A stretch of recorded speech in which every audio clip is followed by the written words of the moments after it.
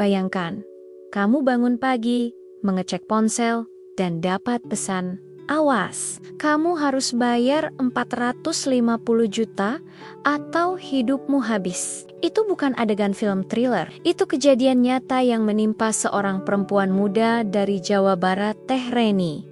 Sebuah kisah yang membuka luka besar tentang mafia perdagangan orang, celah hukum, korupsi, dan perjuangan rakyat kecil untuk sekadar bertahan hidup. Dan di balik kisah ini ada pertanyaan besar. Berapa banyak Teh Reni lainnya yang tidak pernah kembali? Mari kita mulai. Kamis 20 November tahun 2025, ruang kerja Kang Deddy Mulyadi dipenuhi suasana tegang dan heran. Seorang gadis muda, Teh Reni, duduk bersama ibunya, air matanya sesekali jatuh. KDE mendengarkan dan terdiam, karena apa yang diceritakan Teh Reni bukan sekadar pengalaman buruk, itu petunjuk adanya sindikat besar perdagangan orang. Cerita berawal dari Teh Reni yang dijanjikan pekerjaan di Tiongkok dengan gaji 15 juta rupiah per bulan. Sebuah tawaran yang bagi banyak orang Indonesia terasa seperti pintu keluar dari hidup yang sulit. Namun sejak awal prosesnya janggal, tidak ada surat dari desa, tidak mengisi formulir, tidak ada pemeriksaan ketat, hanya wawancara sebentar. Dan ini keberangkatan pertamanya ke luar negeri, semua kejanggalan itu lolos begitu saja. KDM pun berkata, ini sangat tidak masuk akal, kecuali ada permainan orang dalam. Lalu sesampainya di Tiongkok, bukan bekerja, bukan kontrak kerja, bukan pelatihan, Teh Reni langsung dinikahkan dengan pria yang menjemputnya sejak di Indonesia. Dan di sanalah kebenaran mulai terkuak. Teh Reni ketakutan. Ia mendengar bahwa pria Tiongkok tersebut membayar 450 juta rupiah kepada para calo atau agen untuk membeli dirinya. Harga seseorang 450 juta, seolah hidup manusia bisa ditukar dengan kwitansi. Inilah titik di mana dugaan human trafficking mencuat. Pembelian, penjemputan, proses paspor yang diperlancar, dan pernikahan instan tanpa tujuan kerja. Ini bukan kesalahan prosedur, ini pola sindikat perdagangan orang. Kenapa begitu banyak orang Indonesia mempertaruhkan nyawa untuk bekerja ke luar negeri? Jawabannya ada di angka-angka yang menyakitkan. Menurut data BPS, mencatat ada lebih dari 7 juta pengangguran per Agustus tahun 2025. Bayangkan, jutaan anak muda yang tidak punya pilihan. IMF memprediksi Indonesia jadi negara dengan pengangguran tertinggi ketiga di Asia. Sangat kontras dengan janji penciptaan 19 juta lapangan kerja. Kenyataan yang tidak seindah kampanye. Tekanan ekonomi inilah yang membuat tawaran 15 juta terasa seperti tiket menuju hidup baru. Dan rata-rata gaji buruh di Indonesia hanya 3,3 juta rupiah per bulan. Sekilas cukup, tapi mari kita coba hitung dengan kebutuhan makan keluarga 4 orang per hari, 240.000.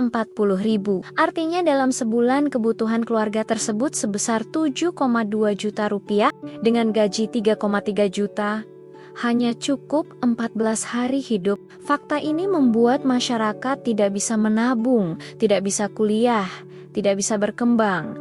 Inilah alasan pekerja miskin tetap miskin. Dan inilah mengapa tawaran kerja luar negeri terasa seperti jalan keluar, walaupun berisiko.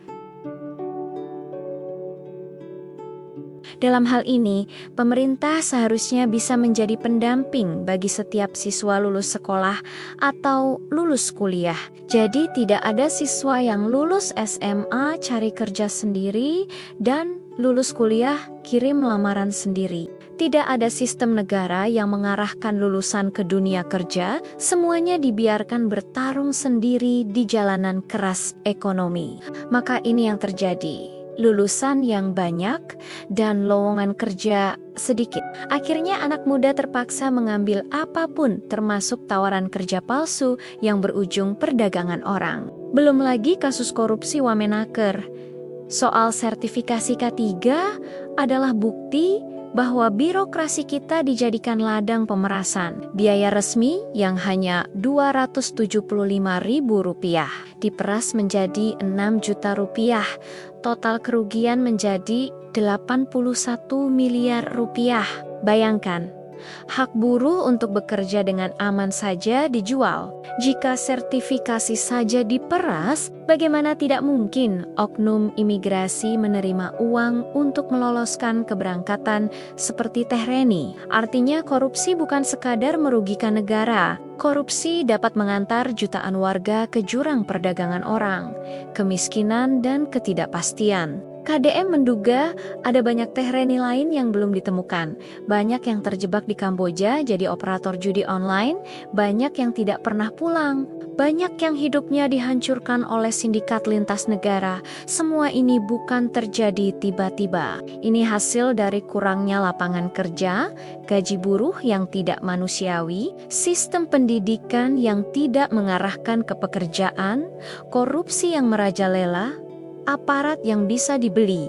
Teh Reni mungkin selamat, tapi berapa banyak yang tidak? Setelah mendengar kisah ini, setelah melihat fakta-fakta pahitnya, apakah kamu setuju bahwa kasus ini harus dibongkar tuntas? Bahwa oknum imigrasi harus diperiksa? Bahwa negara harus hadir sebelum korban berikutnya jatuh? Tulis pendapatmu di kolom komentar. Dan kalau kamu peduli dengan nasib anak muda Indonesia, jangan lupa like, share, dan subscribe. Biarkan video ini jadi alarm keras yang mengetuk telinga pemerintah.